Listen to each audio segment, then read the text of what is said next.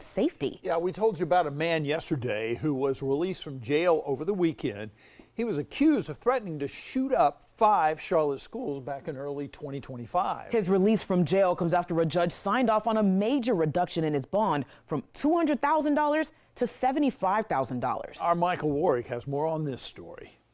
Schools have become increasingly hardened with new safety measures, and experts say that's necessary. But conversations at home can go a long way too. As students return to one of the largest school districts in the Southeast, Charlotte-Mecklenburg school leaders say they're well aware of this man, Drew Owens, being released on bond late last week. Owens is accused of threatening to shoot up 5 CMS schools early last year. First, we want parents to make sure you emphasize with your kids that being at school is one of the most safest places your children can be. Absolutely, it is one of the most safest places you can be. Dr. Mike Klumpner runs Charlotte-based Threat Suppression Incorporated. Our heart is truly with protecting kids. He says while the Owens case is unique, other people accused of threatening schools have bonded out in other parts of the country. It's uncommon, but it's not rare.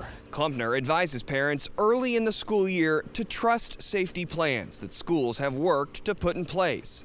He cites federal data showing most mass shooters in schools leak their plans or show other warning signs. Certainly the security landscape has changed, but the number one element that remains consistent are the employees and the students.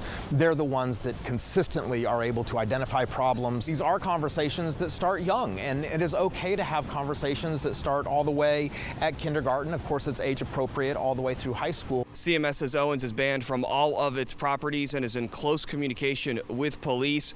A judge initially posted Owens' bond at $200,000 in February 2025 before records show it was reduced this past May. Reporting outside West Charlotte High School, Michael Warwick, WBTV, on your side.